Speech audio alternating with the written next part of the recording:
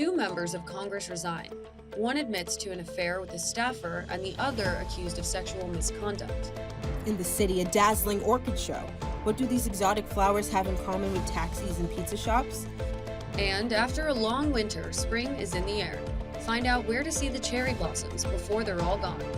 These stories and more coming up on CJS News. Hello and welcome to CJS News. I'm Jules Vargas. And I'm Skylar Winston. Thank you for joining us. We begin with breaking news. President Trump has just announced a 10-day ceasefire between Israel and Lebanon. The ceasefire is set to begin at 5 p.m. It comes after leaders from both countries met in Washington, D.C. It was the first time in decades the two sides have done that. Last month, the Lebanese militant group Hezbollah launched strikes on Israel. Israel returned fire. The countries had a previous ceasefire agreement back in 2024. Two congressmen resigned this week following separate sexual misconduct accusations. By stepping down, they avoid bipartisan expulsion efforts. California Democrat Eric Swalwell was accused of sexual assault by several women, including a staffer at the time. Swalwell has denied these claims, and Texas Republican Tony Gonzalez faced months of scrutiny over an affair with a staffer who later died by suicide. The American naval blockade of Iranian ports has entered its fourth day. President Trump is using the blockade to isolate Iran, choking off oil exports and preventing imports from getting to the country. The president says any Iranian ships that approach the blockade zone will be sunk. Peace talks in Pakistan between the U.S. and Iran collapsed last week, but Americans say the two sides are still communicating. A second in-person meeting is being discussed. Economic uncertainty due to the conflict has hit New York City. Grace Blendonahy joins us live in Harlem with the story. Grace? I'm outside on 116th Street. The war in Iran is driving up both fuel and food prices. Here in New York, food banks like this one are feeling the strain. Anytime there is usually disruption, the people that end up having the most negative impacts are those that have the fewest resources.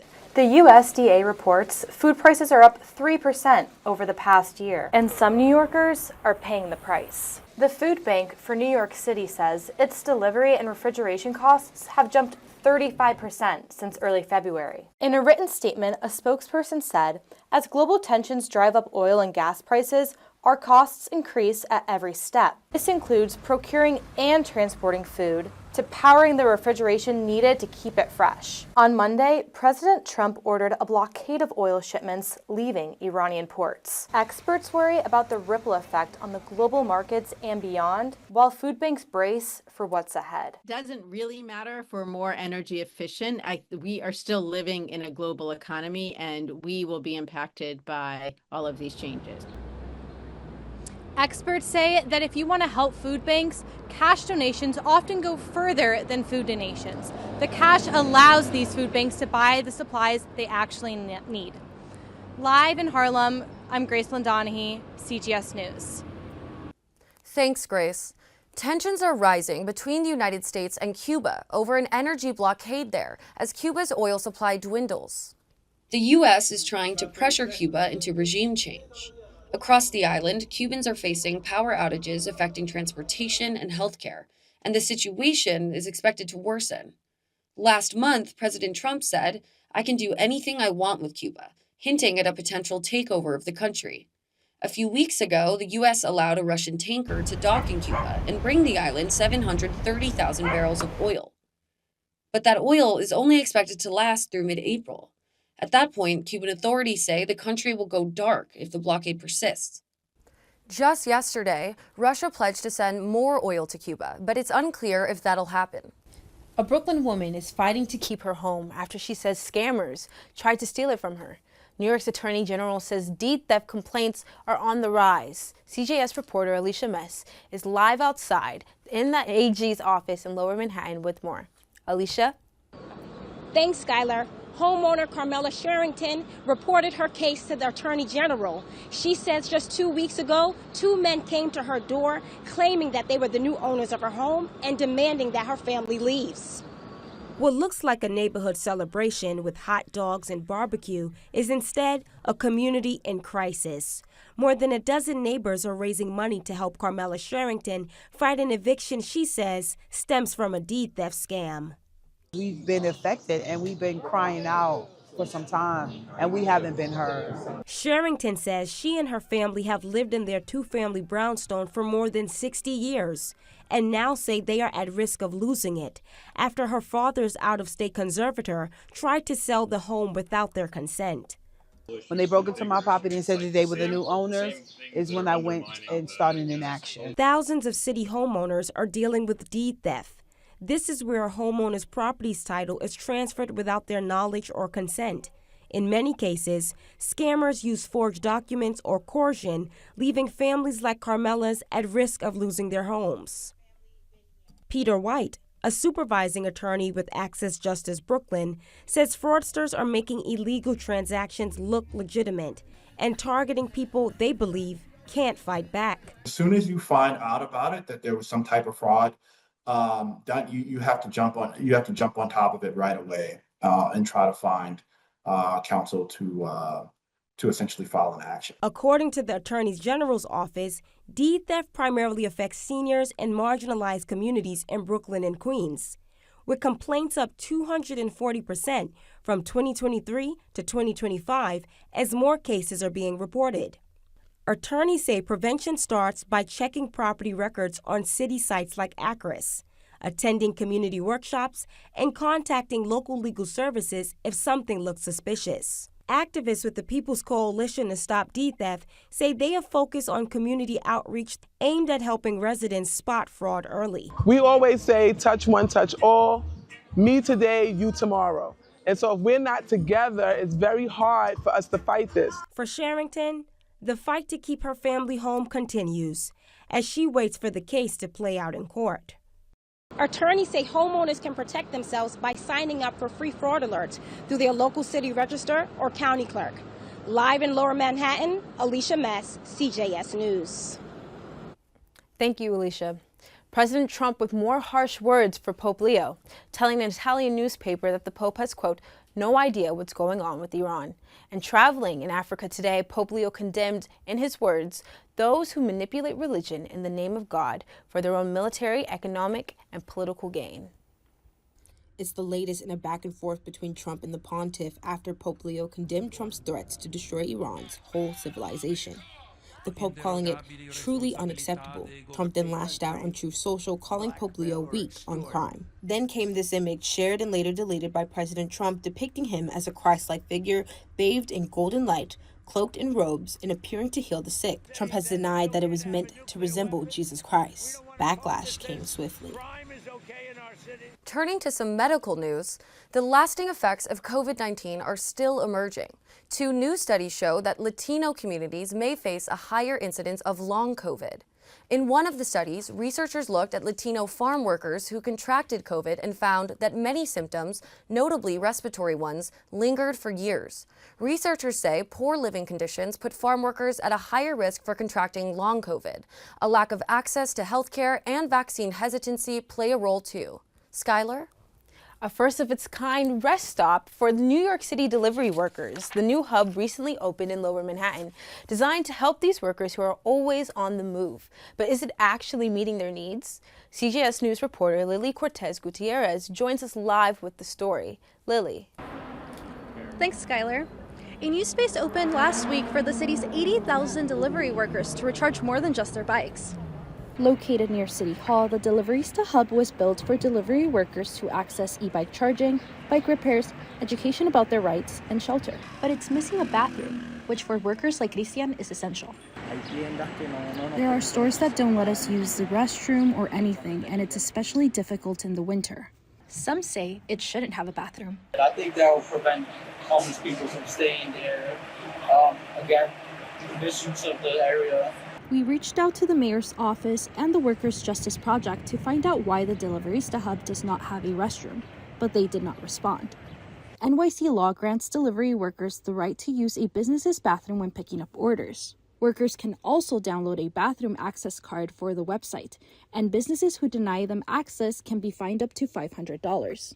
But workers say when they're on the job, restaurants regularly deny them access. While the mayor's office alluded to more hubs in the future, there is no word on dates or locations. I think that's pretty good. I think we should have more like that. For now, the hub is closed because of a power issue, but the e-bike charging station is available, and once power is restored, the hub will be open and staffed by the Workers' Justice Project 5 days a week. Reporting live from Lower Manhattan, Lily Cortez Gutierrez, CJS News. Thanks, Lily. The city went all plaid to celebrate Scottish heritage during the annual Tartan Day Parade this past weekend. CJS News reporter Mediha Anis has more from Midtown. The sound of bagpipes echoed through the streets of Manhattan as the annual Tartan Day Parade brought Scottish pride to the heart of New York City.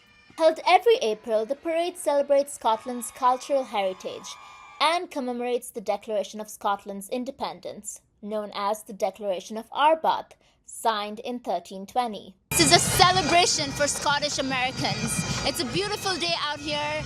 You can see here there's a crowd of people shouting and rooting. It's great to come out and see all the Scottish people out and about. From Highland dances to marching pipe bands, the parade unites clans and cultural groups, many continuing cherished family traditions. It every year, even with all my pins. A lot of multi-generation. We came down from Poughkeepsie this morning to march in the parade. So it's really part of my heritage, and it's just always been a big passion of mine, and now I get to be part of living the dream. It keeps history alive, it keeps it going. It's a tradition that we get to share with everybody and share with the world. You know, it's a beautiful thing. And it's a celebration of all things Scotland and Tartan, and I couldn't be in a happier place right now. Recognized since 1988, Tartan Day honors a legacy carried through generations. Midtown is back to business as usual, and whether it has been reconnecting with their heritage or just simply enjoying the festivities, attendees have said that the Tartan Day Parade is a reminder of the cultural traditions that shape the city. Reporting live from Midtown, I'm Mediha Anis for CJS News. Up next, a glimpse at what the mayor's working on now that he's marked 100 days in office. And a look at what's blooming in the Bronx when we return. Did you know that 9 out of 10 Americans are sick of the divisions in our country? But there's one small step we can take to remember that we're still connected. All over America, strangers with different political views are coming together to talk about their lives, not politics, and discovering they actually have a lot in common. Because even if we don't see eye to eye, we can still talk, heart to heart. So let's talk, for a change. Learn more at takeonesmallstep.org. Welcome back to CJS News. I'm Mabel Lui. And I'm Lauren Harris. Thanks for staying with us. A federal judge has ruled that the Trump administration cannot withhold tens of millions of dollars in federal funding from New York City's magnet schools over transgender student policies. The dispute centered on the school's policies allowing students to use bathrooms and join sports teams consistent with their gender identities, rather than their sex assigned at birth. Federal officials argued those policies could create a hostile environment for other students and violate Title IX. The court didn't weigh in on that question. It only said that federal officials cut off funding illegally because they failed to follow the required procedures. The administration may revisit the issue, but for now, the money is back in place for New York City public schools. A new report about New York City's true cost of living finds that 62% of New Yorkers, some 5 million people, don't earn enough to cover basic needs like food, housing, transportation, childcare, and taxes. The report says the median yearly costs amount to nearly $160,000 for a family with children, but families can't come close to covering the costs. They come at $40,000 short. People of color are disproportionately affected, with nearly 78% of Hispanic New Yorkers, nearly 66% of Black New Yorkers, and 63% of Asian and Pacific Islander New Yorkers unable to meet their cost of living. By comparison, around 44% of white New Yorkers cannot afford their cost of living. Too often, the story of Black and brown New Yorkers is one of being forced to stretch that same dollar that little bit further. Every year, as wages stagnate, as well as an exodus and exclusion continues to take place. Mamdani plans to tackle this crisis with the preliminary racial equity plan, which will address affordability and longstanding disparities across public policy, services, and practices. In New Jersey, more nuclear power plants may soon be on the way. Governor Mikey Sherrill signed new legislation that removes a decades-old barrier to building new nuclear facilities. The announcement came during the governor's visit to the Salem nuclear power plant in South Jersey, which together with nearby Hope Creek nuclear plant, provides almost half of the state's power. Officials say the move is aimed at increasing power supply and lowering skyrocketing costs for consumers, especially as demand surges, driven in part by the rapid growth of AI data centers, which need an immense amount of constant power. Governor Sherrill says investing in nuclear power plants will help bring down energy costs and provide an alternative to fossil fuels. Critics dispute the savings, saying building new plants is expensive. They also cite safety concerns. Mayor Zohran Mamdani celebrated a milestone, 100 days in office. To mark the occasion, he addressed a crowd of supporters and city workers on Sunday in Queens. The mayor took the stage and talked about what he's done and what he wants to do. He mentioned free childcare for 2-year-olds, going after bad landlords, and speeding up buses. He has yet to deliver on his campaign promise of free buses or freezing the rent. The mayor has appointed 6 members to the Rent Guidelines Board, which votes in June on whether or not to increase rent for millions of tenants. Another link to the mayor's affordability platform, city-owned grocery stores. The first will open next year, and each borough will have one by the end of Mamdani's first term. Grocery shopping will no longer be an unsolvable equation.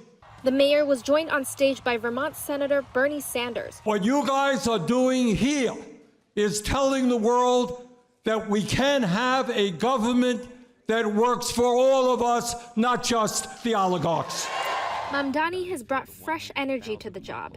His viral videos of filling potholes and shoveling snow show him meeting the everyday needs of New Yorkers and attempting to restore their trust in government. The mayor has also been vocal about taxing the rich. Critics say he'll drive away big business, and Governor Hochul isn't exactly on board, but on Tuesday she proposed a tax on second homes. Other Mamdani critics have their issues with him. Some worry about his clashes with the police department, and others feel he hasn't done enough to fight anti-Semitism.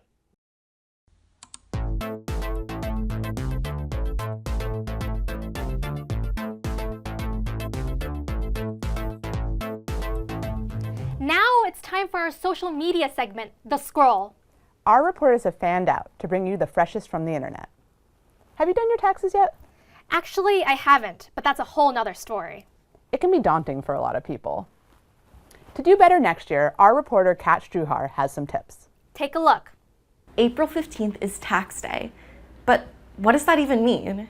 If you've never filed taxes before, you might have a lot of questions, like, how do I know if I need to file taxes? Generally, you need to file if you made income last year, especially from a job, freelance work, or gig apps. The exact cutoff depends on your age, how much you earned, and your filing status. But if you received a form like a W-2 or a 1099, it's a sign you should probably file.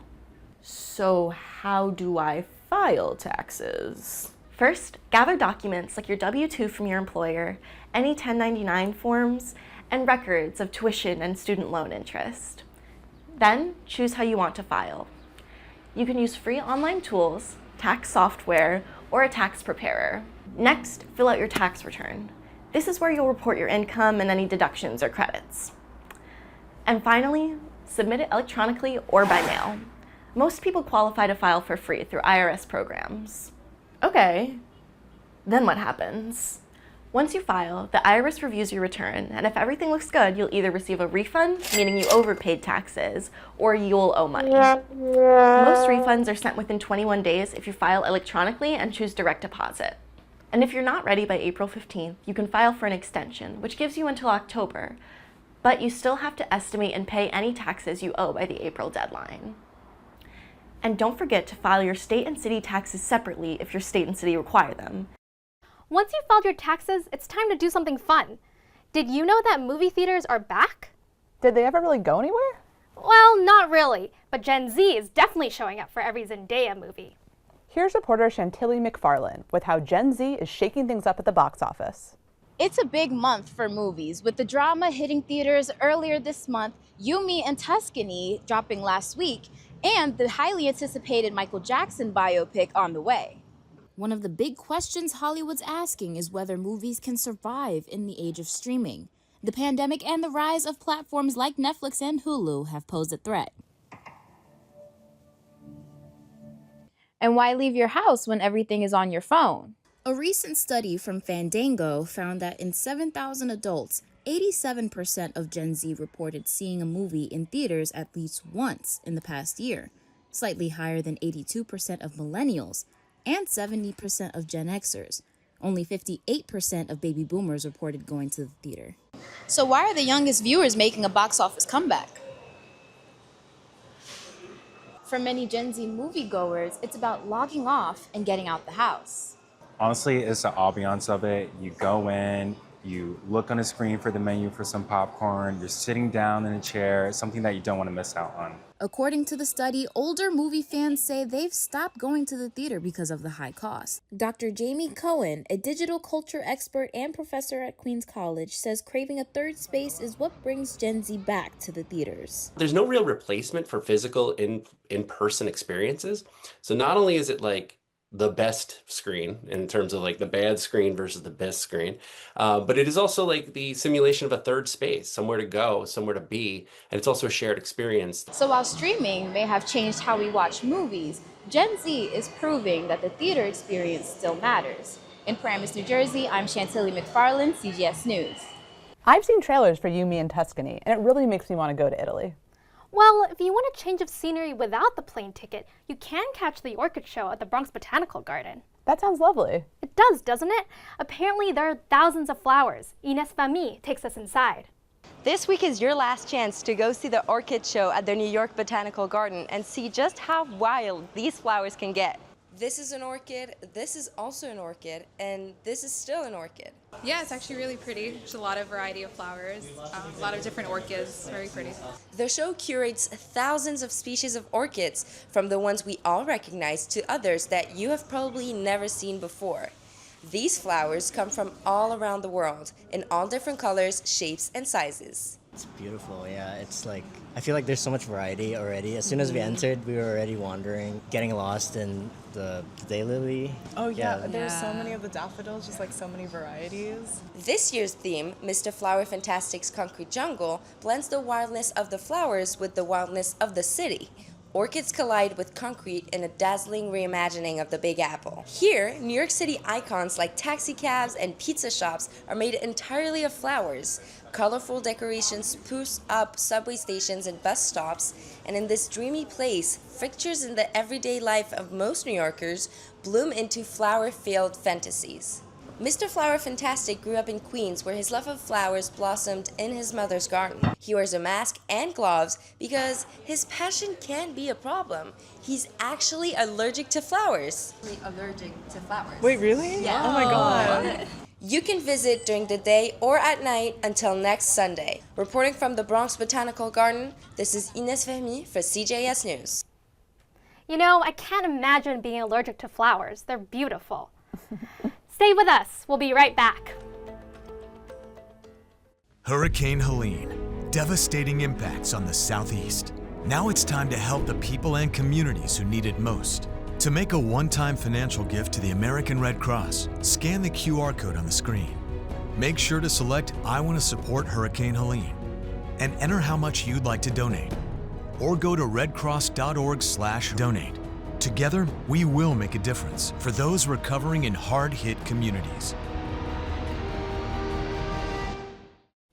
We leave you today with some beautiful scenes of springtime in New York. And the city is finally enjoying sunshine and warm weather. And our CJS producer, Chloe Navarra, went to check out the cherry trees in all their glory. New York City's cherry blossoms are back and in full bloom, a colorful sign that spring is finally here after a cold, snowy winter.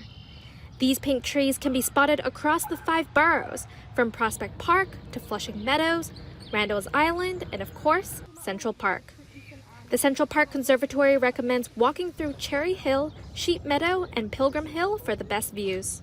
The park is home to several varieties, including the Weeping Hegon cherry and the Kanzan flowering cherry. The Hegon has draping branches and light white and pink flowers. The tree with the deep pink double-flowered blossoms is the Kanzan flowering cherry, a gift from the mayor of Tokyo back in 1912. The cherry blossoms are at their peak, but they won't last long. The blossoms will start to fall this week and will be gone by May. Head to Central Park or search the tree map on the New York City Parks website to find the cherry trees nearest you. That's going to do it for us today on CJS News. I'm Jules Vargas. I'm Skylar Winston. I'm Mabel Loy. And I'm Lauren Harris. Thanks for being here. We'll see you next week.